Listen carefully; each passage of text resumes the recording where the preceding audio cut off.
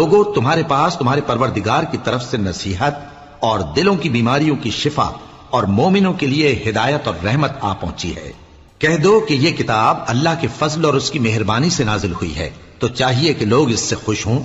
یہ اس سے کہیں بہتر ہے جو وہ جمع کرتے ہیں۔ کہو کہ بھلا دیکھو تو اللہ نے تمہارے لیے جو رزق نازل فرمایا تو تم نے اس میں سے بعض کو حرام ٹھہرایا اور بعض کو حلال۔ ان سے پوچھو کیا اللہ نے تمہیں اس کا حکم دیا ہے یا تم اللہ پر جھوٹ باندھتے ہو؟ اور جو لوگ اللہ پر جھوٹ باندھتے ہیں وہ قیامت کے دن کی نسبت کیا خیال رکھتے ہیں؟